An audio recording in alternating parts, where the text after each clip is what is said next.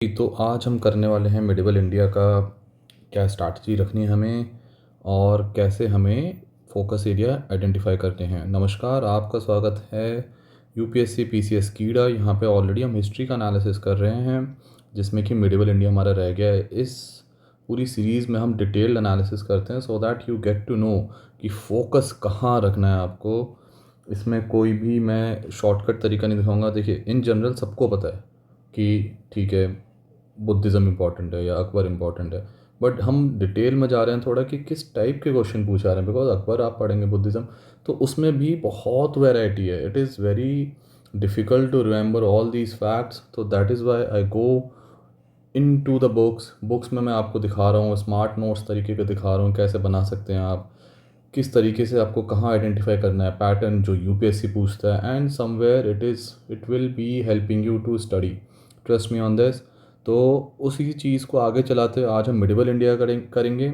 Medieval India में देखिए थोड़ा सा ट्रिकी पोर्शन है, लेकिन सबसे पहले इसके सोर्सेज देख लेते हैं कहाँ से पढ़नी है मिडिवल इंडिया। सिंपल है, मिडिवल इंडिया जो नई एनसीईआरटीज़ हैं, जी हाँ, उनकी पढ़नी है आपको 7th और 12th क्लास की। 12th क्लास में 3 एनसीईआरटी हैं, एक एंशियंट, मिडिवल एंड मॉडर्न की। तो सेकंड वाली एनसीईआरटी मिडिवल की है, वो पढ़नी है। That would be your primary source. वो सबसे पहले आपकी रीडिंग ख़त्म होनी चाहिए। उसके बाद अगर आपको टाइम मिलता है than you have to go to Tamil Nadu board की जो बुक है उसमें पढ़नी है। 11th क्लास की तमिलनाडु की बोर्ड है वो, तमिलनाडु बोर्ड की बुक है वो वो आपको कंप्लीट करनी है। उसमें एंशियंट एंड मिडिवल दोनों दे रखा है। तो आपको ये 2 चीज़ें करनी है, बट आपको पढ़ना कैसे है वो आपको अभी मैं बताऊंगा, क्योंकि इन मिडिवल में और एंशियंट में इतने सारे फैक्ट्स हैं, इतने सारी चीज़ें हैं, आपको तो लगेगा सब चीज़ इंपॉर्टेंट है। और वो इम्पॉर्टेंट क्यों लगती है उसका मैं रीज़न आपको बताता हूँ। बिकॉज ये कहानी है मिडिवल खासकर की, जिसमें कि बहुत सारे राजा, और राजा क्या होता है, राजा होता है इम्पॉर्टेंट। ठीक है, तो and I am not kidding guys, इसलिए आपको हमेशा हर चीज़ इसमें इंपॉर्टेंट लगेगी कि अरे उस राजा ने करा है, उस राजा ने करा, बट ऐसा नहीं है गाइज, कुछ स्पेसिफिक ढंग से पढ़ना है। तो चलिए देखते हैं आगे। तो ancient, art and culture, modern, ये हमने कर लिया है। मिडिवल हम कर रहे हैं आज, लास्ट है हमारा हिस्ट्री का। तो इसमें हमें काफ़ी थोड़ा सा ये ट्रिकी एरिया है, बट स्टिल अगेन हमने जैसे पहले करते आए हैं, हम लोगों ने मिडिवल को थोड़ा डिवाइड किया है। सबसे पहला टॉपिक आता है arrival of Arabs, Turks and Delhi सल्तनत। ठीक है, तो अभी क्या हो रहा है कि पहले मिडिवल के इतने क्वेश्चन नहीं आते थे, लेकिन रिसेंटली पिछले 2 सालों में, 2-3 सालों में अचानक से यूपीएससी ने मिडिवल को भी वेटेज दे रहे हैं, जिसमें कि वो 3 से 4 क्वेश्चन पूछ रहे हैं। And trust me guys, these 3 to 4 question in medieval India, they will give you competitive as. यहाँ पे वो बहुत ज़्यादा आपको कंपटीशन में आगे पहुँचा सकते हैं कि अगर आप ये 3 से 4 क्वेश्चन मिडिवल के वहाँ पर बना देते हैं तो। ठीक है जी, ये तो आपको पता चल गया कि आपको मिडिवल करनी क्यों है, क्योंकि ये 3 से 4 क्वेश्चन काफ़ी आपका कट ऑफ क्लियर करा सकते हैं बड़े इजीली, क्योंकि ये बाकी कंपटीशन जो बाकी लोग हैं वो काफ़ी लोग नहीं कर पाएंगे। और इसमें मिडिवल में थोड़ा सा अब ट्रिकी हो गया है, बिकॉज पहले इतना नहीं आता था, अब थोड़ा वेटेज बढ़ गया है, मैंने आपको ऑलरेडी बता दिया। एंड एज सच को इसमें इतना भयंकर पैटर्न निकल के नहीं आता है, because this is a new topic, actually not a new topic, but नया नया टॉपिक है जिस पे फोकस बढ़ा है यूपीएससी का। एंड वो बढ़ना ही था, बिकॉज देखिए, क्योंकि यूपीएससी का भी सिलेबस एक लिमिटेड है। अगर वो क्वेश्चन एक ही एरिया में से देते रहेंगे, वहाँ पे रिपीटिशन होने लगता है, एंड कैंडिडेट्स जो पुराने होते हैं उनको फिर एक अनफेयर एडवांटेज मिल जाता है। ठीक है, तो नए नए चीज़ें यूपीएससी कहीं ना कहीं किसी न किसी टॉपिक से डालता रहता है। कभी आर्ट एंड कल्चर होता है वो, कभी आपका साइंस होता है, कभी आपका इकोनॉमिक्स होता है, और आजकल चल रहा है मिडिवल। तो जल्दी से देखते हैं। सबसे पहली बात आप एनसीईआरटी पढ़ेंगे तो एनसीईआरटी में थोड़ा सा आपको ये बेसिक जो अंडरस्टैंडिंग है परगना सूबा सरकार, इस टाइप के क्वेश्चन की तो आपको वैसी हो जाएगी। लेकिन हमें पढ़ना क्या है, एक तो प्रीवियस ईयर क्वेश्चन आपको ज़रूर सॉल्व करने हैं। फॉर एग्जांपल देखिए, ये क्वेश्चन आया था, प्रीवियस ईयर क्वेश्चन खोल लेते हैं साइड में so that it is easy for us.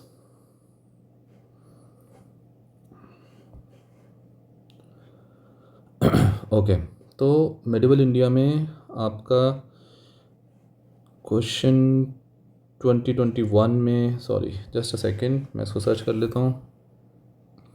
Okay, तो फॉर एग्जांपल हम ये क्वेश्चन देखते हैं जिसमें कि पूछा है ये कि it was during the reign of Iltutmish that Genghis Khan reached the India. Basically ये क्वेश्चन यूपीएससी ने दूसरे फॉर्म में पूछा हुआ है। तो ये बस एक दूसरा डाला है यूपीएससी ने।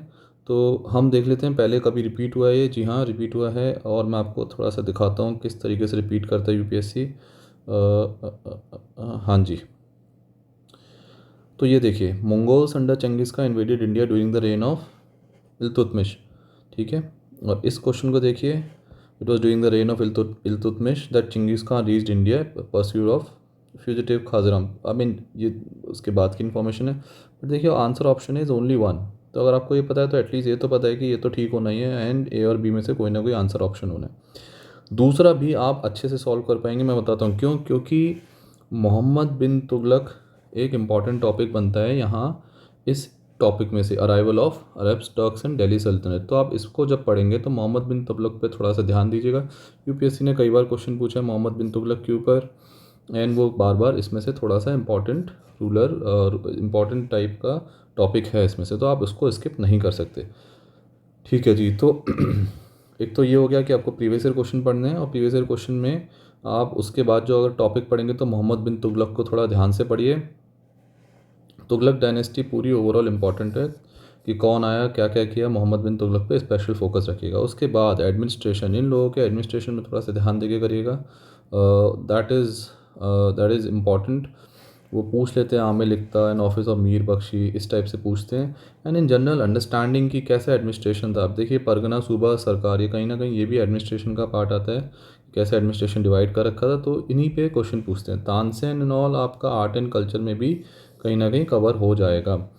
बंजाराज एंड इस टाइप के क्वेश्चन। अब देखिए, इसमें अच्छी चीज़ ये है कि आपको थोड़ा सा नई एनसीईआरटी पढ़ने को मिलेगी, and new NCERTs are very interactive, very interesting, मैं कहूँगा, तरीके से बनाया है उनको, क्योंकि बहुत मैप्स, बहुत पिक्चर्स, एंड वो ऐसा बोरिंग स्टोरी टाइप की नहीं दे रखी है। तो उसमें आपको पढ़ने में मज़ा भी आएगा। तो प्लीज़ उसको रेफ़र करें, एंड इस टॉपिक पे थोड़ा सा आप ध्यान रखें इस चीज़ को। और बस इसमें यही है। उसके बाद हम आते हैं प्रोविंशियल किंगडम, भक्ति एंड सूफी। अब ये टॉपिक थोड़ा इंपॉर्टेंट है। प्रोविंशियल किंगडम में से आज तक केवल यही क्वेश्चन पूछा है। तो अब ये पता नहीं कैसे यूपीएससी इसको आगे ले जाता है, येट टू बी सीन कि इस टाइप के टॉपिक में से कैसे पूछता है वो। लेकिन आपको एटलीस्ट ये पता है कि भक्ति एंड सूफी मूवमेंट, दीज आर इम्पॉर्टेंट, इसमें से आपको पढ़ना ही पढ़ना है। तो ठीक है, हर एक दो साल में भक्ति सूफी में से पूछ लेते हैं। और भक्ति में से इंपॉर्टेंट कौन सा है, दादू दयाल बहुत पूछते हैं, त्यागराज बहुत पूछते हैं। करना कुछ नहीं, आपको एक इम्पॉर्टेंट, आपका एक स्मार्ट नोट्स बनाने हैं। आप सभी इतने स्मार्ट हैं, इस टाइप से आप इंपॉर्टेंट नोट्स बनाइए कि सेंट कौन से थे, दादू दयाल, कंटेम्प्रेरी यहाँ लिखिए, उनकी टीचिंग लिखिए, और उन्होंने कुछ इंपॉर्टेंट स्पेशल बताया तो आप वो लिखिए। यूपी और एनसीईआरटी में बहुत ही अच्छे से एक मैप दे रखा है एक इंडिया का, उसमें सारी चीज़ें बता रखी हैं कि दादू दयाल कहाँ थे, मीराबाई कहाँ थे, and so on so fourth. तो एक पूरा चैप्टर है, आप उसको अच्छे से पढ़िए, डिटेल में पढ़िए, क्योंकि इसमें से क्वेश्चन आता ही आता है। ठीक है जी, ये हो गया। ऊपर से देखिए, जैसे कि मैं यही बता रहा था, सेंट निम्बरकर कहाँ, किसके कंटेम्प्रेरी है। तो ये सब चीज़ें आपको एनसीईआरटी में मिलती हैं। आप इस टाइप के नोट्स बनाते रहिए, निम्बरकर कंटेम्प्रेरी टीचिंग्स, बस दैट इज़ इट, आपका ये टॉपिक हो जाएगा। आप इस टाइप के नोट्स बनाएंगे, ट्रस्ट मी गाइस, 1 पेज से 1.5 पेज के नोट्स बनेंगे, एंड एक आपका क्वेश्चन बिल्कुल अच्छे से बन जाएगा। चलिए जी, इसके आगे चलते हैं। मुग़ल एंड मराठा एम्पायर, और यहाँ पे बहुत ही अच्छा एक क्वेश्चन, मतलब यहाँ पे आते हैं एक एक दो साल में, एक दो क्वेश्चन आते हैं। तो आपको पढ़ने का तरीका क्या है यहाँ पे, ये आपको नई एनसीईआरटी में क्वेश्चन सारे सॉल्व करने को मिल जाएंगे। नई एनसीईआरटी आप पढ़ेंगे अच्छे से, कंसेप्चुअली आप देख देंगे, ये आप सारे क्वेश्चन सॉल्व कर सकते हैं। फॉरेन ट्रैवलर्स, जी हाँ, फॉरेन ट्रैवलर्स तो हर जगह से इंपॉर्टेंट है। इंडिया में जो भी फॉरेन ट्रैवलर आए हैं वो सारे इंपॉर्टेंट है। अब ये एनसीईआरटी में आप थोड़ा सा देखिए, थोड़ा सा इम्प्लाइड वे में भी पढ़ना पड़ेगा। फॉर एग्जांपल, चलिए ये क्वेश्चन देख ही लेते हैं जो मैं एग्जांपल बताना चाह रहा हूँ। Foreign traveller and diamond. तो क्वेश्चन कुछ आया था, जल्दी से सर्च कर लेता हूँ यहाँ पे, डायमंड। सो क्वेश्चन आया था कि बेसिकली कौन से फॉरेन ट्रैवलर ने डायमंड के बारे में बात करी थी। Which of the following travellers elaborately discussed about diamonds and diamond mines in India. अब आप अगर एनसीईआरटी देखेंगे तो उसमें ऐसे ये डायरेक्ट नहीं लिखा कि डायमंड का डिस्कशन इन्होंने किया था। उन्होंने लिखा था कि ही इज़ अ जूलर, जो आया था इंडिया में, तो आपको ये इम्प्लाइड ही है, ठीक है। इसमें मतलब कोई डाउट नहीं होना चाहिए आपको कि यही डिस्कस कर रहे हैं। एंड पहले भी आपको बोला था कि इसके स्मार्ट नोट्स बना के चलिए कि फॉरेन ट्रैवलर किसके रूल में आया, एंड वहाँ पे एक आपको मैप में भी बना के चलिए, एक क्रोनोलॉजी में लिख के चलिए किसके रूल में आया और उन्होंने सोसाइटी के बारे में क्या कहा, एंड कुछ इंपॉर्टेंट और है, तो ये सब चीज़ें आप लिख के चलिए। ये चीज़ यूपीएससी फेवरेट है फॉरेन ट्रैवलर्स। तो नई एनसीईआरटीज़ पढ़ें तो एनसीईआरटीज़ में एक अलग से पन्ने में लिख के चलिए।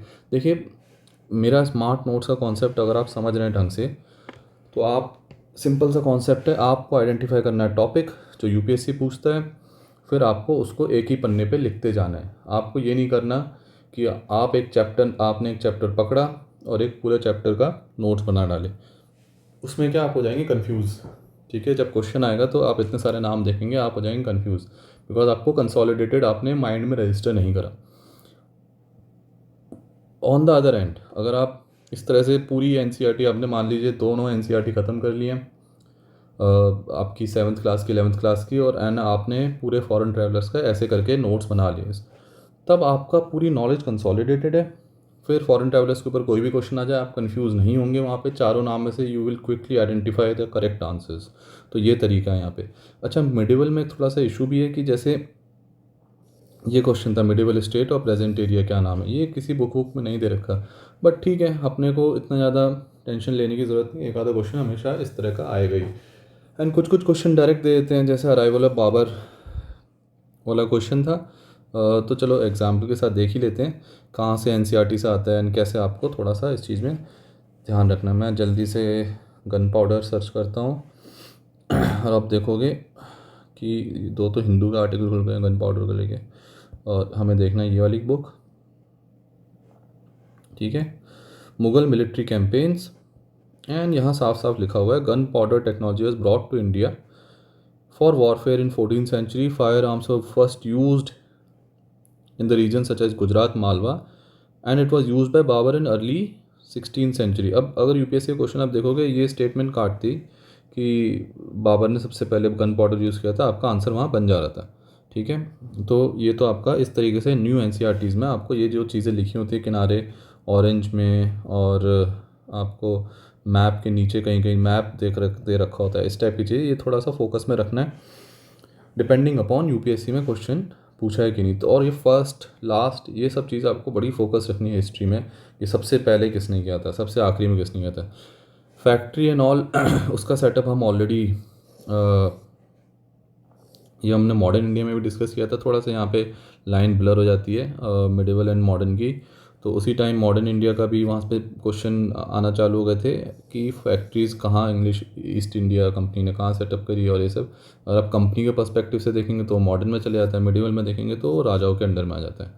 तो ठीक है, एंड ये क्वेश्चन देखिए फिर अगेन रिपीट बहुत होते हैं मिड हिस्ट्री में क्वेश्चन, तो प्लीज़ प्रीवियस ईयर क्वेश्चन को आप इग्नोर मत करिए। एंड मैंने आपको जो तरीका बताया प्रीवियस ईयर क्वेश्चन स्टडी करने का पहले के वीडियोस में, अगर आपने नहीं देखा तो आप जाके देखिए, आर्ट एंड कल्चर में बहुत तरीका बताया मैंने, उस तरीके से आप प्रीवियस ईयर क्वेश्चन को स्टडी करेंगे, ऑप्शंस के एनालिसिस करेंगे, जो पिछले साल के क्वेश्चंस आए उनके ऑप्शंस के एनालिसिस करेंगे, क्योंकि यूपीएससी अगर गलत ऑप्शन भी बना रहा है तो वो कुछ सोच के बना रहा है, ठीक है। तो उन ऑप्शंस को भी देखेंगे आप, एंड उससे आप प्रेडिक्ट करने की कोशिश करेंगे कि कौन सा क्वेश्चन आ सकता है। चलिए जी, बहुत अच्छी बात। अब देखिए, ये मैं जो mansabdar and Jagirdar and ज़ब्त and ज़मींदारी वाला क्वेश्चन, इसमें से यहाँ से भी हो जाता, तो ये new NCERT is more than sufficient, आपको पूरी हेल्प करेगी, पूरा हो जाएगा इससे, आपको बिल्कुल भी इधर उधर भटकने की ज़रूरत नहीं है। And these books are very interesting to read, छोटी हैं पढ़ने में तो जल्दी जल्दी भी हो जाती हैं। नोट्स आपको किस तरीके से बनाने हैं वो मैंने आपको बता ही दिया है, first last foreign travellers, and आपके जो इस टाइप के कंसेप्चुअल डिफरेंसेस हो गए, जो क्योंकि ये टर्म्स हैं, ये इकोनॉमिक टर्म्स हैं, ये एडमिनिस्ट्रेटिव टर्म्स हैं, ये आपको ऑब्वियसली करने ही हैं। अब ये मैन्यूस्क्रिप्ट से पोर्ट्रेट किसने नहीं, आपके आर्ट एंड कल्चर वगैरह में भी कवर हो जाएगा, तो आप इसकी टेंशन मत लीजिएगा, ठीक है। ओके जी, अब आप देख लेते हैं कि इंपॉर्टेंट टॉपिक क्या बने। तो देखिए, सबसे पहले आपको एडमिनिस्ट्रेशन पे फोकस करना है। अगर मुगल मराठा एम्पायर और इन सब में से एडमिनिस्ट्रेशन पे आपको बहुत अच्छे से डिटेल में पढ़ना है कि क्या एडमिनिस्ट्रेशन था, क्यों, क्योंकि देखिए वहीं के अब तक के जो टर्म्स हैं एडमिनिस्ट्रेशन के मुगल एम्पायर के आज तक यूज़ हो रहे हैं, ठीक है। आज तक हमारा जो यूपी वगैरह में फॉर एग्ज़ाम्पल जो एडमिनिस्ट्रेशन की पोस्ट हैं उनकी नाम अभी तक वही हैं जो मुग़ल टाइम पे थी। तो फॉर एग्ज़ाम्पल अगर आपको मैं दिखाऊं, शायद काफ़ी लोगों को ना पता हो, बट टोडरमल जैसे यूपी में जहाँ पे तहसीलदार की ट्रेनिंग होती है, वहाँ टोडरमल नाम है उस इंस्टीट्यूट का। तो बिकॉज कहीं ना कहीं बिकॉज काफ़ी ख़ास रिलेशन है, मुग़ल का इम्पैक्ट कहीं ना कहीं रहा है, तो मुग़ल का एडमिनिस्ट्रेशन पे इम्पैक्ट रहा है, वो अभी भी चल रहा है। तो आपको एडमिनिस्ट्रेशन अच्छे से तैयार करना ही है। सेकंड थिंग, फॉरेन ट्रैवलर्स, ये कोई अब नई कहानी रही नहीं रही है। फॉरेन ट्रैवलर्स को आपको अच्छे से पढ़ना, और कैसे पढ़ना है वो मैंने आपको बता दिया है। प्लीज़ उसी तरीके से पढ़िएगा अगर आपको प्रीलिम्स में सही मार्क करना है। अगर आपने कहानी की तरह पूरे नोट्स बना लिए, वो तो देखो बुक में लिखे ही हुए हैं, एंड एनसीईआरटी की बुक में अगर आप हल्के छोटे छोटे हाईलाइट करके भी करते ना, तो आपको शायद नोट्स बनाने की ज़रूरत भी ना पड़े।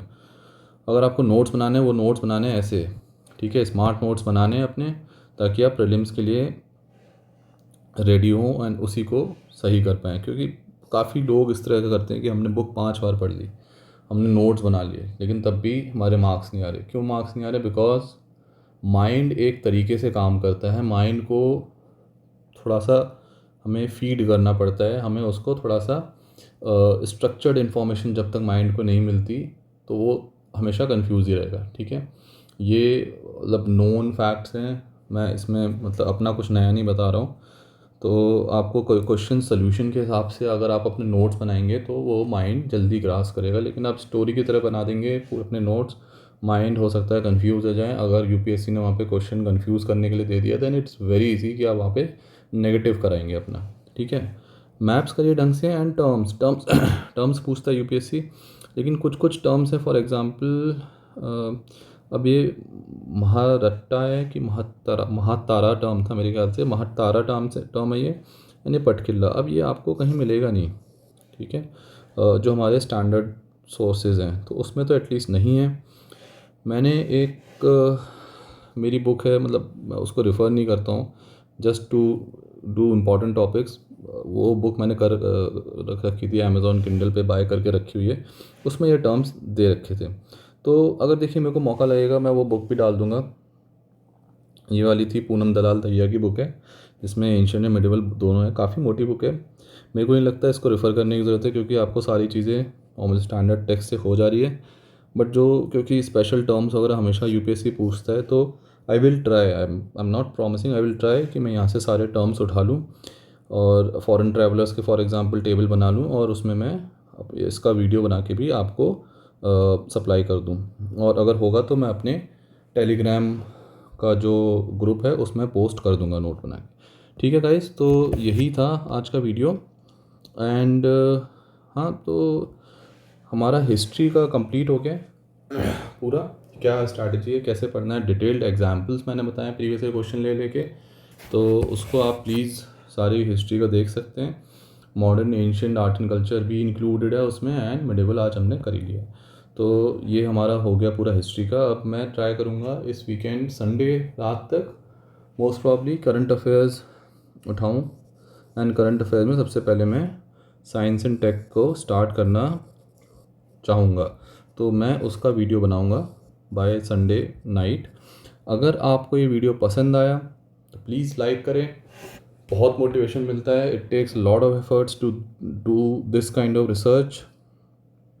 मुझे काफ़ी रिसर्च करने में टाइम लगता है, एफर्ट जाते हैं, बिकॉज मैं देखिए फ्रेंड्स, मैं इसमें कोई अपनी वो बड़ाई या कुछ वो सब नहीं कर रहा हूँ, but trust me it is एक जनरल एडवाइस देने में और एक स्पेसिफिक एडवाइस विद एग्जांपल देने में बहुत डिफरेंस होता है। मैं आपको विद एग्जांपल्स दिखाता हूँ कि जैसे ये क्वेश्चन पूछा एनसीईआरटी में किस तरीके से दिया हुआ था, तो आपको कैसे फोकस करना है, ये सब चीज़ें। बिकॉज अनटिल अनलेस आपको पिन पॉइंटेड स्ट्रैटेजी नहीं मिलेगी, एक जर्नल ज्ञान देने में और एक पिन पॉइंटेड स्ट्रैटेजी देने में बहुत डिफरेंस होता है। That will make you an IAS officer. आराम से आप क्लियर करोगे, प्री क्लियर करोगे। ऐसी तरह मेरी मेंस की स्ट्रैटेजी भी रहती है। तो बस यही है कि इन सब चीज़ों में मेहनत लगती है थोड़ी सी। प्लीज़ लाइक करें वीडियो को, सब्सक्राइब करें, एंड एक टेलीग्राम चैनल भी स्टार्ट करा, उसका लिंक मैं डाल दूंगा, उसको आप ज्वाइन कर सकते हैं। उसमें मैं नोट्स, वीडियोस के अपडेट्स, कोई अगर आपकी कोई खुद कोई क्वेश्चन हो तो आप वहाँ पे पूछ सकते हैं। बाकी तो all the very best. Hopefully We'll see you by Sunday night, and thank you. Take care.